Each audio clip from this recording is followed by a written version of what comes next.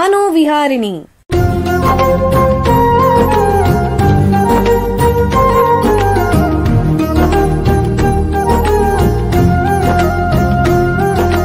ಬೆಂಗಳೂರಿನ ನಿಮ್ಹಾನ್ಸ್ ವತಿಯಿಂದ ಮಾನಸಿಕ ಆರೋಗ್ಯ ಮತ್ತು ನರವಿಜ್ಞಾನ ಕುರಿತ ಪ್ರಾಯೋಜಿತ ಶಿಕ್ಷಣ ಮಾಲಿಕೆ. ಸಹಯೋಗ ಕರ್ನಾಟಕ ವಿಜ್ಞಾನ ಮತ್ತು ತಂತ್ರಜ್ಞಾನ ಅಕಾಡೆಮಿ, ವಿಜ್ಞಾನ ಮತ್ತು ತಂತ್ರಜ್ಞಾನ ಇಲಾಖೆ, ಕರ್ನಾಟಕ ಸರ್ಕಾರ. ಕೇಳಿ ಮಾನಸಿಕ ಆರೋಗ್ಯ ಮತ್ತು ನರವಿಜ್ಞಾನ ಕುರಿತ ಮಾಲಿಕೆ ಮನೋವಿಹಾರಿಣಿ. ನಮಸ್ಕಾರ ಶ್ರೋತೃಗಳೇ, ನಿಮಗೆಲ್ಲರಿಗೂ ಮನೋವಿಹಾರಣೆ ಶಿಕ್ಷಣ ಮಾಲಿಕೆ ಈ ಸಂಚಿಕೆಗೆ ಆತ್ಮೀಯ ಸ್ವಾಗತ. ಹಲವು ಸಂಚಿಕೆಗಳಿಂದ ಮಾನಸಿಕ ಆರೋಗ್ಯ ಮತ್ತು ನರವಿಜ್ಞಾನ ಬಗ್ಗೆ ಚರ್ಚೆ ಮಾಡ್ತಾ ಇದ್ದೀವಿ. ಅದನ್ನು ಮುಂದುವರಿಸ್ತಾ ಮಾನಸಿಕ ಮತ್ತು ಮೆದುಳಿನ ಇತರ ಸಮಸ್ಯೆಗಳ ಚಿಕಿತ್ಸೆಯಲ್ಲಿ ಯೋಗದ ಪಾತ್ರವಿದೆಯೇ ಅನ್ನೋದ್ರ ಬಗ್ಗೆ ಇವತ್ತು ತಿಳ್ಕೊಳ್ಳೋಣ. ನಿಮಗೆಲ್ಲ ತಿಳಿದಿರೋ ಹಾಗೆ ಯೋಗ ಅನ್ನೋದು ಈಗ ವಿಶ್ವವ್ಯಾಪಿಯಾಗಿರೋ ಪದ. ಯೋಗ ಅಂದರೆ ಶಾಂತಿ, ನೆಮ್ಮದಿ, ಕಷ್ಟ ಸಹಿಷ್ಣುತೆ, ಶಕ್ತಿ, ವಿಶ್ರಾಂತಿ ಇತ್ಯಾದಿ ನಾನಾ ವಿಧಗಳಲ್ಲಿ ಜನರ ಮೇಲೆ ಪ್ರಭಾವ ಬೀರಿದೆ. ಹಾಗಾಗಿ ಪ್ರತಿ ವರ್ಷ ಜೂನ್ 21ರಂದು ಅಂತಾರಾಷ್ಟ್ರೀಯ ಯೋಗ ದಿನ ಅಂತ ಯುನೈಟೆಡ್ ನೇಷನ್ಸ್ ವಿಶ್ವಸಂಸ್ಥೆ ಘೋಷಿಸಿದೆ. ಪ್ರಾಚೀನ ಭಾರತದಲ್ಲಿ ಹುಟ್ಟಿಕೊಂಡ ಈ ವಿಶಿಷ್ಟವಾದ ಆರೋಗ್ಯ ಸಾಧನ ಜನರ ದೈಹಿಕ ಮತ್ತು ಮಾನಸಿಕ ಯೋಗಕ್ಷೇಮಕ್ಕೆ ಗಮನಾರ್ಹ ಪ್ರಯೋಜನಗಳನ್ನು ತೋರಿಸಿರುವುದರಿಂದ ಇದರ ಪ್ರಯೋಜನವನ್ನು ಜಾಗತಿಕವಾಗಿ ಪ್ರಚಾರ ಮಾಡುವುದೇ ಈ ಯೋಗ ದಿನದ ಮೂಲ ಉದ್ದೇಶ. ಅಮೆರಿಕಾದಲ್ಲಂತೂ ಇದೊಂದು ರೀತಿಯ ಕ್ರೇಜ್ ಆಗಿ ಹಬ್ಬಿದೆ. ಅಲ್ಲಿ ಜನರು ಮೂಲ ಯೋಗಾಭ್ಯಾಸದ ನಿಯಮಗಳಿಗೆ ತಮ್ಮದೇ ಆದ ಮಾರ್ಪಾಡುಗಳನ್ನು ಮಾಡಿಕೊಂಡು ಹೊಸ ಯೋಗ ಪದ್ಧತಿಗಳನ್ನು ಹುಟ್ಟಾಕ್ತಾ ಇದ್ದಾರೆ. ಈಗ ಕೆಲವು ಜನರಲ್ಲಿ ಮೂಡೋ ಪ್ರಶ್ನೆ ಏನು ಅಂತಂದ್ರೆ, ಯೋಗದಿಂದ ದೈಹಿಕ ಮತ್ತು ಮಾನಸಿಕ ಪ್ರಯೋಜನಗಳು ಉಂಟಾಗತ್ತೆ ಅಂತಲ್ಲ, ಹಂಗಂದ್ರೆ ಏನು? ಇದರ ಬಗ್ಗೆ ವೈಜ್ಞಾನಿಕ ಸಂಶೋಧನೆ ಏನಾದರೂ ಇದೆಯೇ ಅನ್ನೋದು ಒಂದು. ಅಲ್ಲದೆ ಯೋಗಾಭ್ಯಾಸದಿಂದ ನಮ್ಮ ಮಾನಸಿಕ ಸಮಸ್ಯೆಗಳಂದ್ರೆ ಖಿನ್ನತೆ, ಉದ್ವೇಗ ಇತ್ಯಾದಿಗಳ ಪರಿಹಾರ ಸಾಧ್ಯವೇ? ಇದರಿಂದ ಮನಸ್ಸಿನ ಏಕಾಗ್ರತೆ, ಕಲಿಕೆ, ನೆನಪಿನ ಶಕ್ತಿ ಇತ್ಯಾದಿಗಳನ್ನು ಉತ್ತಮಪಡಿಸಕ್ಕೆ ಸಾಧ್ಯವೇ? ಹಾಗೇನೆ ಆಧುನಿಕ ವೈದ್ಯಕೀಯ ಪದ್ಧತಿ ಜೊತೆಯಲ್ಲಿ ಯೋಗಾಭ್ಯಾಸವನ್ನು ಸೇರಿಸಿ ಹೆಚ್ಚಿನ ಉಪಯೋಗ ಪಡೆಯಬಹುದೇ ಅಂತ. ಬನ್ನಿ ಇವುಗಳ ಬಗ್ಗೆ ಇವತ್ತು ನಮ್ಮ ತಜ್ಞರ ಹತ್ತಿರ ಹೆಚ್ಚಿನ ಮಾಹಿತಿ ತಿಳ್ಕೊಳ್ಳೋಣ. ಮನೋವೈದ್ಯಕೀಯ ಶಾಸ್ತ್ರದ ಜೊತೆಗೆ ಯೋಗ ಕ್ಷೇತ್ರದಲ್ಲಿ ಸುಮಾರು 25 ವರ್ಷಗಳಿಂದ ವೈದ್ಯಕೀಯ ಸೇವೆ ಮತ್ತು ಸಂಶೋಧನೆ ಮಾಡ್ತಾ ಇರುವಂತಹ ನಿಮ್ಹಾನ್ಸ್ನ ಸೈಕ್ಯಾಟ್ರಿ ವಿಭಾಗದಲ್ಲಿ ಪ್ರಾಧ್ಯಾಪಕರಾಗಿರುವಂತಹ ಡಾಕ್ಟರ್ ಶಿವರಾಮ್ ವರಂಬಳ್ಳಿ ಅವರು ನಮ್ಮ ಜೊತೆಗಿದ್ದಾರೆ. ಅವರನ್ನು ಸ್ವಾಗತಿಸೋಣ. ನಮಸ್ಕಾರ ಡಾಕ್ಟರ್ ಶಿವರಾಮ್ ಅವರೇ.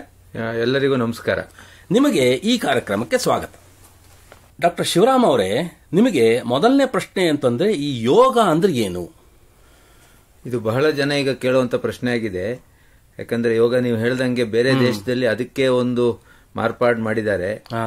ನಾವು ಸರಳವಾಗಿ ಹೇಳಬೇಕು ಅಂತಂದ್ರೆ ಯೋಗದ ಪರಮಗುರು ಆಗಿರುವ ಪತಾಂಜಲಿ ಅವರು ಹೇಳಿದ್ದೆ ಸುಲಭ. ಚಿತ್ತ ವೃತ್ತಿ ನಿರೋಧ ಅಂತ ಅವ್ರು ಹೇಳಿದ್ದಾರೆ. ಅಂದ್ರೆ ನಮ್ಮ ಮನಸ್ಸಿನ ಚಿತ್ತವನ್ನು ವೃತ್ತಿ ಆಗದೆ ಇರುವಂತಹ ಒಂದು ಸ್ಥಿತಿಯಲ್ಲಿ ಇಟ್ಕೊಳ್ಳೋದೇ ಯೋಗ ಅಂತ ಅವ್ರು ಹೇಳಿದ್ದಾರೆ. ಭಗವದ್ಗೀತೆಯಲ್ಲಿ ಕೂಡ ಇದನ್ನೇ ಹೇಳ್ತಾರೆ. ಸೊ ಯಾವುದು ನೀವು ಇತ್ತೀಚೆಗಿನ ನಾವು ಯೋಗಿನ ಡೆಫಿನಿಷನ್ಸ್ ಅಂತ ಹೇಳ್ತೀವಿ ತಗೊಂಡ್ರು ಕೂಡ ಇದರಷ್ಟು ಸರಳವಾಗಿ ಯಾವುದು ಬರೋದಿಲ್ಲ. ಅಂದ್ರೆ ಇದು ಯೋಗ ಅನ್ನೋದು ದೈಹಿಕ ವ್ಯಾಯಾಮ ಅನ್ನೋದಕ್ಕಿಂತ ಹೇಗೆ ಭಿನ್ನವಾಗಿದೆ? ಇದು ಬಹಳ ಮುಖ್ಯವಾದ ಪ್ರಶ್ನೆ. ಯಾಕಂದ್ರೆ ನೀವು ಹೇಳ್ದಂಗೆ ಈಗ ನೀವು ಬೇರೆ ದೇಶ ನೋಡ್ಬಿಡಿ, ನಮ್ಮ ದೇಶದಲ್ಲಿ ಕೂಡ ಯೋಗ ಸ್ಟುಡಿಯೋದಲ್ಲಿ ನೀವು ಹೋಗಿ ನೋಡಿದ್ರೆ ಒಬ್ಬ ಯೋಗ ಗುರುನ್ ಕರ್ಕೊಂಡು ಹೋದ್ರೆ ನೀವು ಅವ್ರು ನೋಡಿ ಇದು ಯೋಗವೇ ಅಲ್ಲ ಅಂತಾರೆ. ಸೊ ಯೋಗ ಏನು ಅಂತ ಅವರನ್ನ ಕೇಳಿದ್ರೆ ಅವ್ರು ಏನ್ ಹೇಳುವಂತದ್ದು ಅಂತಂದ್ರೆ, ಇದು ಯೋಗ ಮುಖ್ಯವಾಗಿ ಮನಸ್ಸು ಕಂಟ್ರೋಲ್ ಮಾಡುವಂತಹ ಒಂದು ಸಾಧನೆ ಅಷ್ಟೇ ಹೊರತು ದೇಹ ಅದಕ್ಕೆ ಒಂದು ಬೇಕಾಗಿರುವ ಒಂದು ಅಂಗ. ಸೊ ಈಗ ಅಷ್ಟಾಂಗ ಯೋಗ ಅಂತ ಪತಾಂಜಲಿ ಅವರದ್ದು ನೀವು ನೋಡಿದ್ರೆ ಫಸ್ಟ್ ಆಚಾರ ವಿಚಾರ ಬರ್ತದೆ. ಫಸ್ಟ್ ಅವರು ಆಸನ ಪ್ರಾಣಾಯಾಮ ಬಗ್ಗೆ ಮಾತೇ ಆಡೋದಿಲ್ಲ.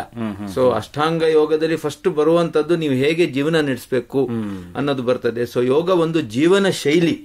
ಅದು ಅದರಲ್ಲಿ ಒಂದು ನಿಮಗೆ ಕಾಣುವಂತ ಭಾಗಗಳಿರ್ಬೋದು. ಆಸನ ಪ್ರಾಣಾಯಾಮ ಮಾಡೋದು ನಮ್ಗೆ ಸುಲಭವಾಗಿ ಕಾಣುತ್ತೆ, ಅದು ನೀವು ವ್ಯಾಯಾಮ ಇದ್ದಂಗೆ ಕಾಣ್ತದೆ. ಬಟ್ ಅದು ಯೋಗ ಅಲ್ಲ. ಯೋಗ ಅನ್ನೋದು ಮುಖ್ಯವಾಗಿ ಮನಸ್ಸಿನ ಒಂದು ಹಿಡಿತದಲ್ಲಿರುವಂತಹ ಒಂದು ಸಾಧನೆ. ಸೊ ನೀವು ಅದನ್ನ ಮಾಡಬೇಕಾದ್ರೆ ಫಸ್ಟ್ ನಿಮ್ಮ ದೇಹ ಸ್ಟೇಬಲ್ ಇರಬೇಕು. ಸೊ ಫಸ್ಟ್ ಆಸನ ನೀವು ಮಾಡಿದ್ರೆ ದೇಹ ನಿಮ್ಮ ಒಂದು ಹಿಡಿತಕ್ಕೆ ಬರುತ್ತೆ. ಅದಾದ್ಮೇಲೆ ನಿಮ್ಮ ಉಸಿರು ಹಿಡಿತಕ್ಕೆ ಬರುತ್ತೆ. ಉಸಿರು ಹಿಡಿತಕ್ಕೆ ಬಂದ್ರೆ ಆಮೇಲೆ ನಿಮ್ಮ ಮನಸ್ಸು ಹಿಡಿತಕ್ಕೆ ಬರುತ್ತೆ ಅಂತ ಪತಾಂಜಲಿ ಅವರು ಹೇಳಿದ್ದಾರೆ. ಒಂದಕ್ಕೊಂದಕ್ಕೆ ಸೇರಿಕೊಂಡಂತಹದ್ದು ಅಂದ್ರೆ ದೇಹ ಮನಸ್ಸು ಎರಡನ್ನೂ ಹಿಡಿತಕ್ಕೆ ತರುವಂತಹದ್ದು ಯೋಗ ಅಂತ. ಸೊ ಯೋಗನು ನಾವು ಒಂದು ಮೆಟ್ಲು ಅಲ್ಲ, ಆಕ್ಚುಲಿ ನಾವೇನಂತೀವಿ ಏಣಿ ಅನ್ಬೋದು. ಏಣಿ ತರಹ ಈ ಸ್ಟೆಪ್ಸ್ ನಾವು ಮಾಡ್ಕೊಂಡು ಹೋಗ್ಬೇಕು. ಫಸ್ಟ್ ನಿಮ್ಮ ಜೀವನ ಶೈಲಿ ಸರಿ ಮಾಡಿ, ಆಮೇಲೆ ದೇಹನ ಬಲಪಡಿಸಿ, ಆಮೇಲೆ ಉಸಿರನ್ನ ಹಿಡಿತಕ್ಕೆ ತನ್ನಿ, ಕೊನೆಗೆ ಮನಸ್ಸಿನ ಹಿಡಿತಕ್ಕೆ ತರೋದು. ಈಗ ಯೋಗ ಅಭ್ಯಾಸ ಮಾಡೋದ್ರಿಂದ ಈ ಮಾನಸಿಕ ಆರೋಗ್ಯದ ಮೇಲೆ ಹೇಗೆ ಪ್ರಭಾವ ಬೀರುತ್ತೆ ದಯವಿಟ್ಟು ತಿಳಿಸಿ. ನೀವು ಯೋಗ ಮಾಡಿದವ್ರನ್ನ ಕೇಳಿದ್ರೆ ಯಾಕಪ್ಪ ಯೋಗ ಮಾಡ್ತೀರಾ ನೀವು ಅಂತ ಕೇಳಿದ್ರೆ ಅವ್ರು ಫಸ್ಟ್ ಹೇಳೋದು ನಮಗೆ ಇಂಗ್ಲಿಷ್ ಅಲ್ಲಿ ಏನು ವೆಲ್ ಬೀಯಿಂಗ್ ಅಂತೀವಿ, ಕನ್ನಡದಲ್ಲಿ ಆಕ್ಚುಲಿ ಅದ್ರ ವರ್ಡ್ ನೀವು ಉಪಯೋಗಿಸಿ ಯೋಗಕ್ಷೇಮ ಅಂತೀವಿ ನಾವು. ನೀವು ಯೋಗಕ್ಷೇಮ ಹೇಗಿದೆ ಅಂತ ನಾವು ಕೇಳ್ತೀವಲ್ಲ, ಇದು ಅದೊಂದು ಸಿಗ್ತದೆ. ಎರಡನೇದು ಕನೆಕ್ಟೆಡ್ನೆಸ್ ಅಂತೀವಿ, ಇನ್ನೊಬ್ಬರ ಜೊತೆ ಅಥವಾ ನಮ್ಮ ಸಮಾಜದ ಜೊತೆ ನಮ್ಮ ಒಂದು ಕನೆಕ್ಷನ್ ಬರುತ್ತೆ ಅಂತ ಹೇಳ್ತಾರೆ. ಈ ಎರಡು ಪದಗಳನ್ನು ಅವ್ರು ಉಪಯೋಗಿಸ್ತಾರೆ. ಸೊ ಇದೇ ನಮಗೆ ಬೇಕಾಗಿರೋದು. ಮುಖ್ಯವಾಗಿ ನಮಗೆ ಅಲ್ಟಿಮೇಟ್ಲಿ ಬೇಕಾಗಿರೋದು ಏನು, ನಮ್ಮ ಯೋಗಕ್ಷೇಮ ಚೆನ್ನಾಗಿರ್ಬೇಕು, ನಾವು ಇರುವ ಸಮಾಜದಲ್ಲಿ ನಾವು ಅವರ ಜೊತೆ ಒಂಥರ ಕನೆಕ್ಷನ್ ಇಟ್ಕೊಂಡಿದೀವಿ ಅನ್ನೋದನ್ನು ಇದೆರಡು ಯೋಗ ಕೊಡ್ತದೆ. ಇದೇ ತಾನೇ ಮಾನಸಿಕಕ್ಕೆ ಬೇಕಾಗಿರೋದು, ಯೋಗಕ್ಷೇಮಕ್ಕೆ ಬೇಕಾಗಿರೋದು ಇದೇನೆ. ಹೌದು ಹೌದು ಹೌದು. ಅಂದ್ರೆ ಮಾನಸಿಕ ಸ್ಥಿತಿಗೆ, ಉತ್ತಮ ಸ್ಥಿತಿಗೆ ಇದು ಬೇಕು ಅಂತ ಹೇಳ್ತೀರಾ. ಅಂದ್ರೆ ನಮ್ಮ ಮಾನಸಿಕ ಆರೋಗ್ಯಕ್ಕೆ ಪ್ರಯೋಜನವಾಗಿರುವಂತಹ ನಿರ್ದಿಷ್ಟವಾದ ಯೋಗಾಭ್ಯಾಸಗಳಿವೆಯೇ? ಖಂಡಿತ ಇದೆ. ನಾವು ಇದೇ ನಿಮ್ಯಾನ್ಸ್ ನಲ್ಲಿ ಆಕ್ಚುಲಿ ಒಂದು 15 ವರ್ಷದಿಂದ ನಾವು ಮಾಡ್ತಿರೋ ಕೆಲಸ ಇದೇನೆ.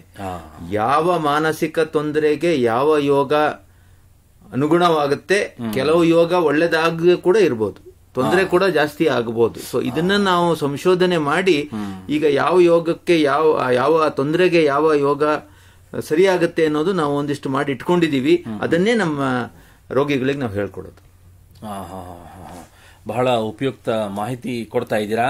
ಈಗ ಒಂದು ಸಣ್ಣ ವಿರಾಮ ತಗೊಳ್ಳೋಣ. ನಂತರ ಮಾನಸಿಕ ಆರೋಗ್ಯ ಮತ್ತು ನರವಿಜ್ಞಾನದಲ್ಲಿ ಯೋಗದ ಪಾತ್ರದ ಬಗ್ಗೆ ಹೆಚ್ಚಿನ ಚರ್ಚೆಯನ್ನು ಮುಂದುವರಿಸೋಣ. ಬೆಂಗಳೂರಿನ ನಿಮ್ಹಾನ್ಸ್ ಮಾನಸಿಕ ಆರೋಗ್ಯ ಮತ್ತು ನರವಿಜ್ಞಾನ ಕ್ಷೇತ್ರದಲ್ಲಿ ಹೆಸರುವಾಸಿ. ಶ್ರೇಷ್ಠ ಗುಣಮಟ್ಟದ ಔಷಧೋಪಚಾರ, ಸಂಶೋಧನೆ ಮತ್ತು ತರಬೇತಿ ಇವೇ ನಿಮ್ಹಾನ್ಸ್ನ ಪ್ರಮುಖ ಧ್ಯೇಯಗಳು. ದೇಶದ ವಿವಿಧ ಭಾಗಗಳಿಂದ ಬರುವ ಲಕ್ಷಾಂತರ ಜನರಿಗೆ ಚಿಕಿತ್ಸೆ ನೀಡುವ ನಿಮ್ಹಾನ್ಸ್ಗೆ ರಾಷ್ಟ್ರೀಯ ಪ್ರಾಮುಖ್ಯತಾ ಸಂಸ್ಥೆ ಎಂಬ ಗೌರವ. ಚಿಕಿತ್ಸೆ ಮತ್ತು ವೈದ್ಯಕೀಯ ಸೇವೆಗಳ ಜೊತೆಯಲ್ಲಿ ನರರೋಗ ಮತ್ತು ಮನೋವೈದ್ಯಕೀಯ ಪುನರ್ವಸತಿ ಸೇವೆಗಳು, ಸಮುದಾಯ ಮಟ್ಟದ ಆರೋಗ್ಯ ಕಾರ್ಯಕ್ರಮಗಳನ್ನು ನಡೆಸುವುದು ಹಾಗೂ ಜನಜಾಗೃತಿ ಮೂಡಿಸುವ ಕೆಲಸಗಳಲ್ಲಿ ಸಕ್ರಿಯವಾಗಿದೆ ನಿಮ್ಹಾನ್ಸ್. ಈ ನಿಟ್ಟಿನಲ್ಲಿ ಆಕಾಶವಾಣಿಯ ಶ್ರೋತೃಗಳಿಗೆ ನರಮಂಡಲ ಮತ್ತು ಮಾನಸಿಕ ಆರೋಗ್ಯದ ಬಗ್ಗೆ ಉಪಯುಕ್ತ ಮಾಹಿತಿ ನೀಡುವುದೇ ಕರ್ನಾಟಕ ವಿಜ್ಞಾನ ಮತ್ತು ತಂತ್ರಜ್ಞಾನ ಅಕಾಡೆಮಿಯ ಸಹಯೋಗದೊಂದಿಗೆ ಮೂಡಿಬರುತ್ತಿರುವ ಈ ಮನೋವಿಹಾರಿಣಿ ಶಿಕ್ಷಣ ಮಾಲಿಕೆಯ ಮೂಲ ಉದ್ದೇಶ. ವಿರಾಮದ ನಂತರ ಮನೋವಿಹಾರಣಿಯ ಈ ಸಂಚಿಕೆಗೆ ನಿಮಗೆಲ್ಲರಿಗೂ ಮತ್ತೊಮ್ಮೆ ಸ್ವಾಗತ. ವಿರಾಮಕ್ಕೆ ಮುಂಚೆ ಮಾನಸಿಕ ಆರೋಗ್ಯ ಮತ್ತು ನರವಿಜ್ಞಾನದಲ್ಲಿ ಯೋಗದ ಪಾತ್ರದ ಬಗ್ಗೆ ನಿಮ್ಹಾನ್ಸ್ನ ತಜ್ಞರಾದ ಡಾಕ್ಟರ್ ಶಿವರಾಮ್ ಅವರ ಹತ್ರ ಮಾತಾಡ್ತಾ ಇದ್ವಿ. ಈಗ ಈ ಚರ್ಚೆನ ಮುಂದುವರಿಸೋಣ. ಡಾಕ್ಟ್ರೇ, ನಮ್ಮ ಮೆದುಳು, ನರವಾಹಕಗಳು ಅಂದರೆ ನ್ಯೂರೋ ಟ್ರಾನ್ಸ್ಮಿಟರ್ಸ್ ಮತ್ತು ಮೆದುಳಿನ ಚಟುವಟಿಕೆಯ ಮೇಲೆ ಈ ಯೋಗದ ಪರಿಣಾಮಗಳೇನು ದಯವಿಟ್ಟು ತಿಳಿಸಿ. ಈಗ ವಿಶ್ವಾದ್ಯಂತ ಯೋಗದ ಮೇಲೆ ಆಗಿರೋ ಸಂಶೋಧನೆಯಲ್ಲಿ ಅರ್ಧ ಭಾಗ ಇದೇ ಆಗಿದೆ. ಯಾಕಂದ್ರೆ ನಮ್ಗೀಗ ಅರ್ಥ ಆಗಿರೋದು ಏನು ಅಂತಂತಂದ್ರೆ, ನಮ್ಮ ಮೆದುಳಿನ ಮೇಲೆ ಯೋಗವಾಗ್ಲಿ ಬೇರೆ ನಾವು ಏನೇ ಮಾಡ್ತೀವಿ ಸಾಕಷ್ಟು ಇಂಪ್ಯಾಕ್ಟ್ ಆಗುತ್ತೆ.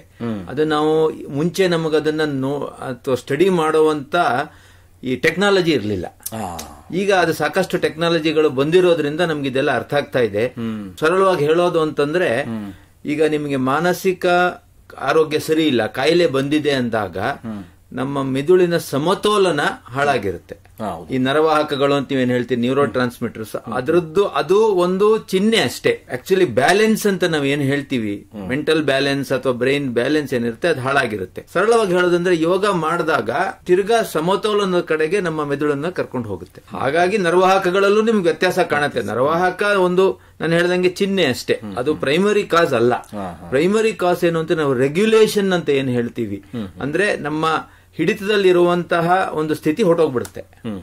ಇದು ಕಾಯಿಲೆನಲ್ಲಿ ಅತಿಯಾಗಿ ಹೋಗಿರುತ್ತೆ. ಕೆಲವು ಸತಿ ಅದಕ್ಕೆ ಮಾತ್ರೆಗಳು ಬೇಕಾಗುತ್ತೆ, ಬೇರೆ ಟ್ರೀಟ್ಮೆಂಟ್ಗಳು ಬೇಕಾಗುತ್ತೆ. ಬಟ್ ಯೋಗ ಅದ್ರ ಜೊತೆ ಸೇರಿಸಿದಾಗ ನೀವು ನಿಮ್ಮ ಮಿದುಳು ಸಮತೋಲನಕ್ಕೆ ಬರುತ್ತೆ. ಸರ್, ಹಾಗಾಗಿ ಈ ಮನೋವೈದ್ಯಕೀಯ ಸಮಸ್ಯೆಗಳಿರುತ್ತಲ್ಲ, ಇದರಲ್ಲಿ ಈ ಯೋಗನ ಹಾಗಾದ್ರೆ ಸಹಾಯಕ ಚಿಕಿತ್ಸೆಯಾಗಿ ಬಳಸಲಾಗ್ತಾ ಇದೆಯಾ? ಹಾಗೆ ಬಳಸುವಾಗ ಯಾವ ರೀತಿ ಫಲಿತಾಂಶಗಳನ್ನು ನೋಡಿದ್ದೀರಾ? ಇದು ನಾವಿವತ್ತು ಮಾತಾಡೋದ್ರಲ್ಲಿ ಇದೇ ಮುಖ್ಯವಾದ್ದು ಅಂತ ನನಗನ್ಸುತ್ತೆ. ಯಾಕಂದ್ರೆ ನಿಮ್ಹಾನ್ಸ್ ನಲ್ಲಿ ಮತ್ತೆ ಬೇರೆ ಕಡೆ ಕೂಡ ಆಗಿರುವಂತಹ ಸಂಶೋಧನೆಗಳು ಈಗ ಸಾಕಷ್ಟು ನಮ್ಗೆ ಇದ್ರ ಬಗ್ಗೆ ತಿಳಿಸ್ಕೊಟ್ಟಿವೆ. ನಾವು ಉದಾಹರಣೆಗೆ ತಗೊಳ್ಳೋಣ, 2 ಕಾಯಿಲೆಗಳನ್ನು ತಗೊಳ್ಳೋಣ. ಒಂದು ಖಿನ್ನತೆ, ಡಿಪ್ರೆಷನ್ ಕಾಮನ್. ಇನ್ನೊಂದು ಸಿವಿಯರ್ ಮೆಂಟಲ್ ಇಲ್ನೆಸ್, ಸ್ಕಿಜೋಫ್ರೀನಿಯಾ, ಚಿತ್ತವಿಕಲತೆ ಅಂತ ನಾವು ಹೇಳ್ತೀವಿ. ಈ 2 ಮಾನಸಿಕ ರೋಗ ಮೇಲೆ ನಾವು ಸಾಕಷ್ಟು ಸಂಶೋಧನೆ ಮಾಡಿದೀವಿ. ಖಿನ್ನತೆಯಲ್ಲಿ ಈ ನರವಾಹಕಗಳು ಅಂತ ನೀವು ಹೇಳ್ತೀರಿ, ಗಾಬಾ ಅಂತ ನಾವು ಒಂದು ಹೇಳ್ತೀವಿ, ಗಾಬಾ ಅಮೈನೋ ಬ್ಯೂಟ್ರಿಕ್ ಆಸಿಡ್ ಅಂತ, ಅದರ ಬ್ರೈನ್ ನಲ್ಲಿರುವ ಲೆವೆಲ್ ಕಮ್ಮಿ ಆಗಿರುತ್ತೆ. ಈಗ ನಾವು ಮಾತ್ರೆಗಳು ಕೊಟ್ಟರು ಆಕ್ಚುಲಿ ಸರಿ ಹೋಗೋದು ಅದೇನೆ. ನೀವು ಯೋಗ ಮಾಡಿದಾಗ ಏನಾಗುತ್ತೆ ಅಂತಂದ್ರೆ ನಿಮ್ಮ ಹಿಡಿತದಲ್ಲಿ ಇರುತ್ತೆ. ಈಗ ಸಾಕಷ್ಟು ಜನ ಪೇಷಂಟ್ಸ್ ನಮ್ಗೆ ಕೇಳ್ತಾರೆ, ಎಷ್ಟು ದಿನ ಮಾತ್ರೆ ತಗೊಳ್ಬೇಕು ಸರ್, ಇದು ಯಾವಾಗ ನಿಲ್ಸದ್ ಸರ್, ಇದು ಏನ್ ಕತೆ ಅಂತ ಕೇಳ್ತಾರೆ. ಅವಾಗ ನಾನು ಕೇಳೋದು ಒಂದೇ ಪ್ರಶ್ನೆ ಅವ್ರಿಗೆ, ನೀವು ಮಾತ್ರೆ ತಗೊಂಡು ಸ್ವಲ್ಪ ಚೆನ್ನಾಗಿದ್ದೀರಾ, ನಿಮ್ಮ ಜೀವನ ಶೈಲಿ ಏನ್ ಬದಲಾವಣೆ ಮಾಡಿದಿರಿ? ಮಾತ್ರೆ ನಿಲ್ಲಿಸಿದಾಗ ನಿಮಗೆ ಮತ್ತೆ ಖಿನ್ನತೆ ಬರೋದಿಲ್ಲ ಅಂತ ಗ್ಯಾರಂಟಿ ಏನು ಅಂತ ನಾನು ಕೇಳ್ತೀನಿ.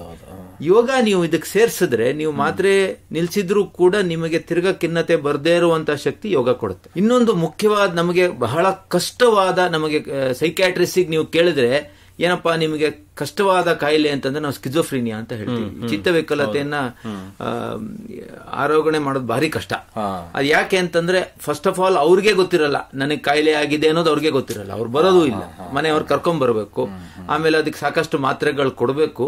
ಇದರಲ್ಲಿ ಮಾತ್ರೆಗಳು ಬೇಕೇ ಬೇಕು. ಬಟ್ ಯೋಗ ಸೇರಿಸಿದಾಗ ನಮ್ ಕಂಡಿರೋದು ಏನು ಅಂತಂದ್ರೆ, ನಾವು ಸೋಷಿಯಲ್ ಕಾಗ್ನಿಷನ್ ಅಂತೀವಿ. ಅಂದ್ರೆ ಅದೇನು ಅಂದ್ರೆ, ಇನ್ನೊಬ್ಬರ ಮನಸ್ಸಿನಲ್ಲಿ ಏನಾಗುತ್ತೆ ಅನ್ನೋ ತಿಳ್ಕೊಳ್ಳುವ ಒಂದು ಕೆಪಾಸಿಟಿ ಇದೆಯಲ್ಲ, ಅದು ಈ ಕಾಯಿಲೆಯಲ್ಲಿ ಕಮ್ಮಿ ಆಗ್ಬಿಡುತ್ತೆ. ಸೊ ತಮ್ಮ ಬಾಸ್ ಇರ್ಬೋದು, ಹೆಂಡತಿ ಇರ್ಬೋದು, ಮಗ ಇರ್ಬೋದು, ಅವ್ರಿಗೇನ್ ಆಗ್ತಾ ಇದೆ ಅನ್ನೋದು ಕಲ್ಪನೆ ಇವ್ರಿಗೆ ಆಗೋದಿಲ್ಲ. ಹಾಗಾಗಿ ಅವರ ಬಿಹೇವಿಯರ್ ಏನಿರ್ತದೆ ಬಹಳ ಆಡ್ ಆಗಿರುತ್ತೆ, ಬೇರೆಯವ್ರಿಗೆ ಒಂಥರ ಇಷ್ಟ ಆಗಲ್ಲ. ಮಾತ್ರೆನಲ್ಲಿ ಇದನ್ನ ಸರಿ ಮಾಡೋದು ಕಷ್ಟ. ಕೆಲವು ಅದರಲ್ಲಿರುವಂತಹ ಚಿಹ್ನೆಗಳು ಮಾತ್ರ ಕಮ್ಮಿ ಆಗ್ಬಿಡುತ್ತೆ, ಆದ್ರೆ ಈ ಭಾಗ ಕಮ್ಮಿ ಆಗಲ್ಲ. ಯೋಗ ಆಕ್ಚುಲಿ ಅದನ್ನ ಸರಿ ಮಾಡುತ್ತೆ ಅಂತ ನಾವು ಸಂಶೋಧನೆ ಮಾಡಿದ್ವಿ. ಈಗ ನೀವು ಯೋಗ ಅನ್ನೋದನ್ನ ಈ ರೀತಿ ರೋಗಿಗಳಿಗೆ ಹೇಳ್ಕೊಡ್ಬೇಕು ಅನ್ಬೇಕಾದ್ರೆ ಯಾವ ರೀತಿ ಮುನ್ನೆಚ್ಚರಿಕೆ ಕ್ರಮಗಳನ್ನು ನೀವು ತಗೋತೀರಾ? ಸೊ ಯೋಗ ಚಿಕಿತ್ಸಕರಿಗೂ ಇದು ಬಹಳ ಮುಖ್ಯ. ಯಾಕಂದ್ರೆ ಎಲ್ಲಾ ಕಾಯಿಲೆಗಳಲ್ಲಿ ಎಲ್ಲಾ ಯೋಗಾಭ್ಯಾಸಗಳು ಸರಿ ಹೋಗೋದಿಲ್ಲ. ಒಂದು ಉದಾಹರಣೆ ಕೊಡ್ತೀನಿ. ಈ ಎಪಿಲೆಪ್ಸಿ ಅಂತ ನಾವೇನು ಹೇಳ್ತೀವಿ, ಮೂರ್ಛೆ ರೋಗ ಅಂತ ನಾವೇನು ಹೇಳ್ತೀವಿ, ಅದರಲ್ಲಿ ಬಹಳ ವೇಗವಾಗಿ ಮಾಡುವಂತ ಪ್ರಾಣಾಯಾಮ ಆಕ್ಚುಲಿ ಮೂರ್ಛೆ ಬರೆಸಬಹುದು. ಸೊ ಅದನ್ನ ನೀವು ಅಂತ ರೋಗಿಗಳಿಗೆ ಹೇಳ್ಕೊಡ್ಬಾರ್ದು. ಇದೇ ತರ ಉದ್ವೇಗ ಇರ್ತದೆ, ಆಂಗ್ಸೈಟಿ ಅಂತ ನಾವೇನು ಹೇಳ್ತೀವಿ, ಅವರಿಗೂ ಕೂಡ ಬಹಳ ವೇಗವಾಗಿ ನೀವು ಉಸಿರು ತಗೊಳ್ಳುವಂತ ಪ್ರಕ್ರಿಯೆ ಮಾಡಿಸಿದ್ರೆ ಉದ್ವೇಗ ಜಾಸ್ತಿ ಆಗ್ಬಹುದು. ಸೊ ನಾವು ಬೇರೆ ಬೇರೆ ಕಾಯಿಲೆಗಳಿಗೆ ಯಾವ ಯೋಗ ಹೇಳ್ಕೊಡ್ಬೇಕು ಅಂತ ಒಂದು ಅಂದಾಜು ಮಾಡಿಕೊಂಡು ಅದನ್ನ ಹೇಳ್ಕೊಡ್ಬೇಕಷ್ಟೇ ಹೊರತು ಎಲ್ಲರಿಗೂ ಎಲ್ಲಾದ್ರೂ ಸರಿ ಹೋಗೋದಿಲ್ಲ. ಹಾಗಾಗಿ ಚಿಕಿತ್ಸಕರಿಗೆ ಇದರಲ್ಲಿ ಒಂದು ತರಬೇತಿ ಬೇಕು ಅಂತ ನನಗನ್ಸುತ್ತೆ. ತಾವಾಗಿಯೇ ಯೋಗ ಅಭ್ಯಾಸ ಆರಂಭಿಸಬೇಕು ಅನ್ಬೇಕಾದ್ರೆ ಅವರೇ ಮಾಡ್ಕೋಬೋದೇ ಅಥವಾ ಯಾರನ್ನಾದ್ರೂ ಸಂಪರ್ಕಿಸಬೇಕೆ? ಇದು ತುಂಬಾ ಮುಖ್ಯವಾದ ಪ್ರಶ್ನೆ ಅನ್ಸುತ್ತೆ ನನಗೆ. ಯಾಕಂದ್ರೆ ನಮ್ಮ ಹತ್ರ ಸುಮಾರು ಜನ ಬರ್ತಾರೆ, ನಾವು ಯೋಗ ಮಾಡಿದೀವಿ ಅಂತ ಹೇಳ್ತಾರೆ. ನಾವು ಎಲ್ಲಪ್ಪ ಯೋಗ ನೀವು ಕಲ್ತ್ರಿ ಅಂತಂದ್ರೆ ಯೂಟ್ಯೂಬ್ ನಲ್ಲಿ ನೋಡಿದ್ವಿ, ಅಲ್ಲಿ ನೋಡಿದ್ವಿ, ಇಲ್ಲಿ ನೋಡಿದ್ವಿ, ಬುಕ್ ಅಲ್ಲಿ ಓದ್ವಿ.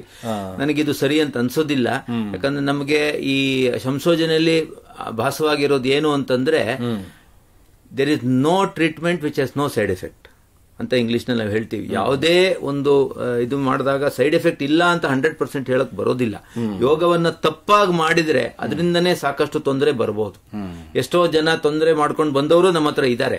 ಹಾಗಾಗಿ ಹೋಗಿ ನಾನು ಹೇಳೋದು ಅಂತಂದ್ರೆ, ಒಂದು ಇದು ನೀವು ಯೋಗ ಚಿಕಿತ್ಸಕ ಅಥವಾ ಯೋಗ ಗುರು ಮುಖೇನೇ ಹೋಗ್ಬೇಕಷ್ಟೇ ಹೊರತು, ನೀವು ಒಂದ್ಸತಿ ಕಲ್ತ ಮೇಲೆ ನೀವು ಮನೇಲಿ ಮಾಡ್ಕೊಳ್ಳಿ. ಶುರು ಮಾಡುವ ಟೈಮ್ ನಲ್ಲಿ ನೀವು ನೀವಾಗೆ ಮಾಡೋದು ಸರಿಯಲ್ಲ ಅಂತ ನನ್ಗನ್ಸುತ್ತೆ. ನೋಡಿ, ನಿಮ್ಮ ಹತ್ರ ಮಾತಾಡ್ತಾ ಕಾಲ ಕಳೆದಿದ್ದೇ ಗೊತ್ತಾಗಿಲ್ಲ. ಇಲ್ಲಿಗೆ ಈ ಸಂಚಿಕೆ ಮುಗಿಸುವಂತ ಸಮಯ ಆಗ್ತಾ ಇದೆ. ಡಾಕ್ಟರ್ ಶಿವರಾಮ್ ಅವರೇ, ಎಲ್ಲ ಕೇಳುಗರಿಗೆ ಮಾನಸಿಕ ಆರೋಗ್ಯ ಮತ್ತು ನರವಿಜ್ಞಾನದಲ್ಲಿ ಯೋಗದ ಪಾತ್ರದ ಬಗ್ಗೆ ಉಪಯುಕ್ತ ಮಾಹಿತಿ ನೀಡಿದಿರಾ. ನಿಮಗೆ ಎಲ್ಲರ ಪರವಾಗಿ ಧನ್ಯವಾದಗಳು. ಶ್ರೋತೃಗಳೇ, ಮಾನಸಿಕ ಆರೋಗ್ಯ ಮತ್ತು ನರವಿಜ್ಞಾನದ ಬಗ್ಗೆ ಇನ್ನೂ ಹೆಚ್ಚಿನ ಮಾಹಿತಿಯೊಂದಿಗೆ ಮನೋವಿಹಾರಣೆಯ ಮುಂದಿನ ಸಂಚಿಕೆಯಲ್ಲಿ ಭೇಟಿಯಾಗೋಣ. ನಮಸ್ಕಾರ. ಇಲ್ಲಿಯವರೆಗೆ ಬೆಂಗಳೂರಿನ ನಿಮ್ಹಾನ್ಸ್ ವತಿಯಿಂದ ಮಾನಸಿಕ ಆರೋಗ್ಯ ಮತ್ತು ನರವಿಜ್ಞಾನ ಕುರಿತ ಪ್ರಾಯೋಜಿತ ಶಿಕ್ಷಣ ಮಾಲಿಕೆ ಮನೋವಿಹಾರಿಣಿ ಕೇಳಿದಿರಿ. ಸಹಯೋಗ ಕರ್ನಾಟಕ ವಿಜ್ಞಾನ ಮತ್ತು ತಂತ್ರಜ್ಞಾನ ಅಕಾಡೆಮಿ, ವಿಜ್ಞಾನ ಮತ್ತು ತಂತ್ರಜ್ಞಾನ ಇಲಾಖೆ, ಕರ್ನಾಟಕ ಸರ್ಕಾರ. ನೆರವು ಮಾನಸಿಕ ಆರೋಗ್ಯ ಶಿಕ್ಷಣ ವಿಭಾಗ, ನಿಮ್ಹಾನ್ಸ್ ಹಾಗೂ ನಿವೇದಿತಾ ಬಿಎಸ್, ನಿಮ್ಹಾನ್ಸ್. ಸಂಗೀತ ಸಂಯೋಜನೆ ಕೆ ಕಲ್ಯಾಣ್. ಪರಿಕಲ್ಪನೆ, ನಿರೂಪಣೆ ಮತ್ತು ನಿರ್ಮಾಣ ಡಾಕ್ಟರ್ ಎಂಎಂ ಶ್ರೀನಿವಾಸ್ ಭರತ್, ನಿಮ್ಹಾನ್ಸ್. ನಿಮ್ಮ ಸಂದೇಶಗಳನ್ನು ಕಳಿಸಬೇಕಾದ ದೂರವಾಣಿ ಸಂಖ್ಯೆ 7891105524 7899105524. ವಾಟ್ಸ್ಆಪ್ ಸಂದೇಶಗಳು ಮಾತ್ರ. ಈ ಕಾರ್ಯಕ್ರಮದ ಮುಂದಿನ ಸಂಚಿಕೆ ಮುಂದಿನ ವಾರ ಇದೇ ಸಮಯಕ್ಕೆ ಮನೋವಿಹಾರಿಣಿ ಮಾಲಿಕೆಯಲ್ಲಿ.